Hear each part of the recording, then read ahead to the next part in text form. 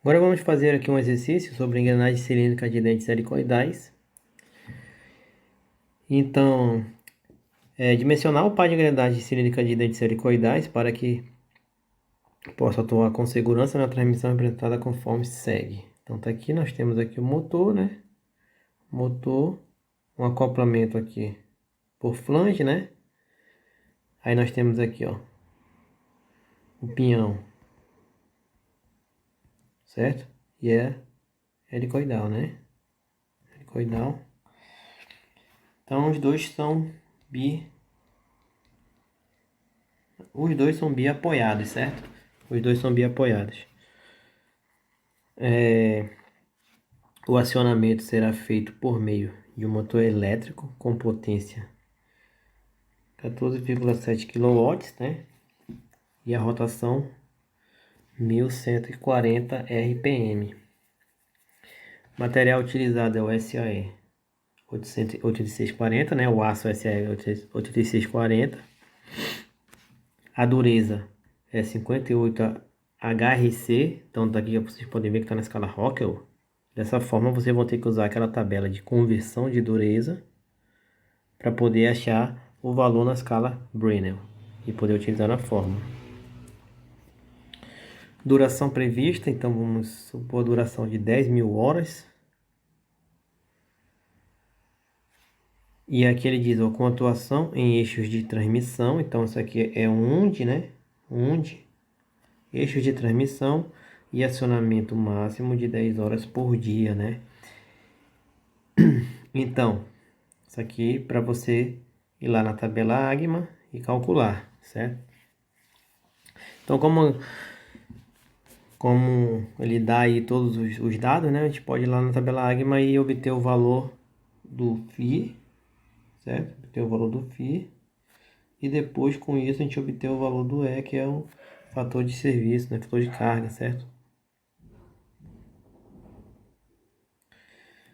E ele diz também, ó, considere a relação B sobre DO 0,25, tá? B sobre DO 0,25. Z1, pinhão 29, Z2, coroa 89, ângulo da hélice 20 graus e o ângulo de pressão normal também 20 graus. Então aqui é interessante desprezar as perdas na transmissão. Desprezar as perdas na transmissão.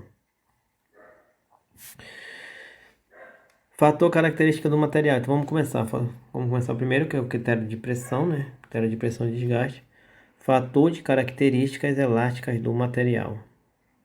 Certo? Então esse fator, a gente viu lá naquela tabelinha, né? Que a gente tinha 3 valores. Se for aço, aço é esse aqui. Então, já está dizendo que é aço, que vai usar o material SAE 8640. Então nós temos aço, aço, então esse fator é 1512, né? Se ele fosse peão de aço e coroa de ferro fundido, seria 1200 e alguma coisa lá. Só olhar na tabela que tem lá o valor. E se fosse ferro fundido seria mil e pouquinho. Torque do peão, então lembrando, 30.000 P sobre πn, né? Onde N é a rotação que é 1140. E o P é a potência em watts, tá? Então observe que aqui ele está dando essa potência em quilowatts. Então multiplica por 1000, você tem a potência em watts, tá? Dessa forma a gente obtém aqui o torque em newton milímetro. Relação de transmissão, maior sobre menor. Então nós temos aí maior sobre menor.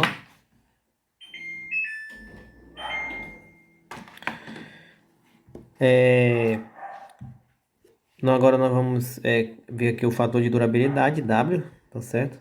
Então vai ser igual a NP, né? Rotação, 1140, vezes o tanto de horas, né? Que são 10.000 horas. 60 da fórmula e o 10 a sexta. Então a gente obtém aqui o fator de durabilidade. Agora a pressão admissível, né? A gente tem que tirar a raiz sexta do fator de durabilidade, multiplicar por 0,4 vezes HB dividir por esse fator. O HB é a dureza em Brinell, né? Dureza em Brinell. Então lá na tabela vocês vão ver que a conversão de 58 HRC ele equivale a 6.010 Newton por milímetro quadrado, tá? Para ficar... então aqui no livro ele usou, o autor usou 6.000, tá certo? 6.000.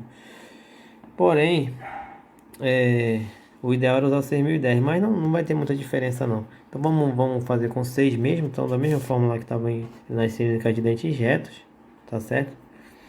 Nós teremos aí, multiplicando aí, usando a fórmula, nós teremos o valor de 9,84 vezes 10 do Newton por milímetro quadrado, tá? Agora vamos ver o fator de correção da hélice para pressão. Então lembre lá que tem duas tabelas. Tem uma que é para pressão e outra para resistência à flexão, tá? Nessa tabela, quando o beta for 20, ele vai ser 1,40, tá? E com isso agora nós vamos calcular o volume do pinhão. Então observe que nós temos todos os dados. Temos o F, temos o PADM, temos o fator de correção da hélice para pressão, temos a relação de transmissão. Vamos substituir todos os valores e assim obter o volume do pinhão, tá? O volume do pinhão. Lembrando que nós temos a relação B sobre DO também, tá? Relação B sobre DO, que é 0,25, né? Dividindo aí o volume do pinhão pela relação, tirando a raiz cúbica, a gente tem o quê? Esse aqui é o diâmetro principal, né? É o diâmetro principal. Com o diâmetro principal, agora nós vamos calcular o módulo frontal. Com o módulo frontal, nós vamos calcular o módulo normal, tá? Lembrando que nós temos lá a hélice, né? Então esse aqui é o módulo normal, né? E esse aqui da frente é o frontal. Vamos usar esse? Não, nós vamos lá na tabela da 1680, né? Aquela tabelinha que eu vou deixar para vocês aí no material, tá certo? E vamos obter o módulo normalizado. Então você vai ver que esse aqui, o módulo normalizado está entre 1 e 2, né? E o incremento é 0,1. Então é 1,1, 1,2 até 2. Então o próximo maior que a gente vai utilizar vai ser o 2. Aí a gente vai recalcular o módulo frontal, recalcular o diâmetro primitivo e calcular na verdade a largura da engrenagem, né? Então a gente tem a largura, tem o módulo frontal, módulo primitivo. A gente pode calcular aquela tabela todinha com todas as dimensões da engrenagem, tá? Dos dentes da engrenagem. Mas não acabou, porque nós temos que agora saber se ele vai resistir à flexão, né? Resistir à flexão no pé do dente. Então, nós teremos que aplicar a fórmula para calcular a resistência à flexão no pé do dente, tá certo? Onde nós calcularemos primeiro a força tangencial. A força tangencial ela vai ser 2 vezes o torque dividido pelo diâmetro primitivo recalculado, porque esse aqui já representa as dimensões da sua engrenagem. E a gente vai obter aqui a força tangencial. Depois a gente vai calcular o fator de forma Q, tá? Então a gente vai calcular o fator de forma Q, Lembrando que a gente não vai usar o número de dentes real, a gente vai usar o número de dentes equivalente, que você vai dividir o número de dentes, que é 29 do pinhão, pelo cosseno do ângulo da hélice ao cubo, né? Que é o cosseno de 20 ao cubo. A gente vai obter aqui aproximadamente 35 dentes, tá? Qual é o arredondamento a ser feito aí? Para cima.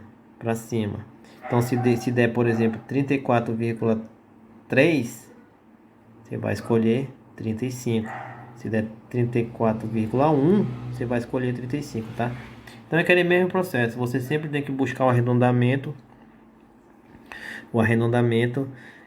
Visando segurança. Então observe aí, na tabelinha lá nós temos lá o fator 34, 3 e 40, 2,9. 2,9. Então o incremento aí, o incremento, né, final menos inicial, certo? Final menos inicial. Então, o incremento, né, se você esse jeito que ele faz aqui é diferente do jeito que eu expliquei para você, mas você pode fazer também. Você pode fazer o i igual a 2,9 menos 3 dividido por 40 menos 34, e vai dar menos 0, aí só vai somando esse menos, né? Que no caso ele vai fazer aqui o inverso. Ele vai subtraindo, ó. Então, que dá no mesmo na verdade, né? Então observe, o 35 só subtrair a primeira vez por esse valor do incremento. A gente já chega aqui no fator de forma aqui. Agora a gente vai obter o fator de serviço, né? Então o fator de serviço, o fator de carga para esse projeto vai ser 1, tá? O fator de AGMA lá da tabela AGMA, ele é 1. 1 sobre 1 é 1, tá certo? Então, duração, serviço diário 10 horas, tá? Então só pegar a tabelinha já está separada aí no material para ficar bem fácil para você não ter que ficar procurando. Todas aquelas tabelas estão separadas no material, tá? Você só vai ter que... uma coisa interessante é você observar que aquele fator de correção da hélice tem um para pressão e outro para resistência à fricção, para você não errar nos seus cálculos. Nós já temos aí a largura da engrenagem. Nós temos aí também o módulo normalizado, né?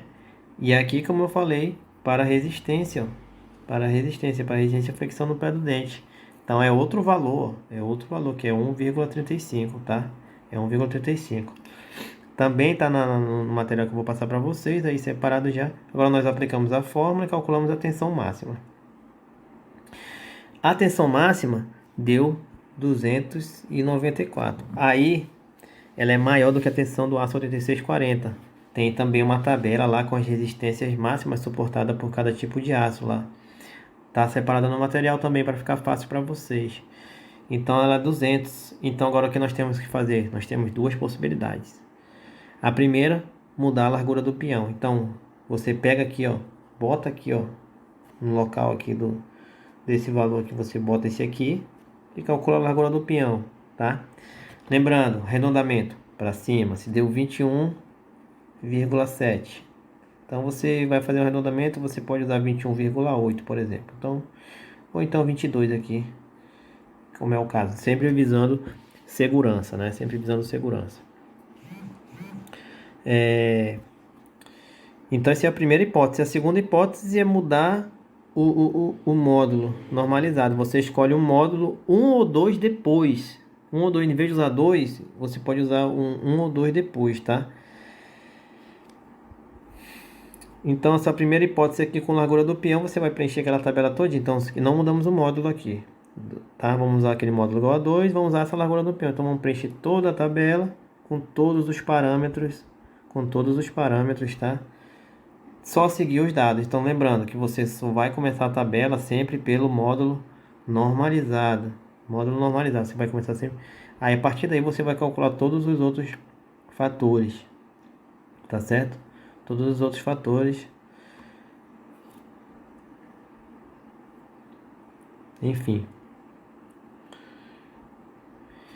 Então, essa aqui, eu resolvi esse problema aqui, ele foi feito usando só a primeira hipótese, tá certo? Poderia usar a segunda? Poderia. Como que você ia fazer? Você ia preencher essa mesma tabela. Em vez de você usar 2 aqui, por exemplo, você poderia usar 3 e fazer tudinho, né? E aí, você usando 3, você ia ter que ver, você ia mudar também, você ia ter que ver se a relação B sobre DO, ela ia estar dentro daqueles parâmetros que nós já explicamos lá, tá? De balanço ou biapoiada, tá certo? Enfim, então aqui nós concluímos essa parte de engrenagens cilíndricas de dentes helicoidais. E eu vou deixar um exercício para vocês aí, tá? De dimensionamento bem tranquilo, só para fixar esse conhecimento aí.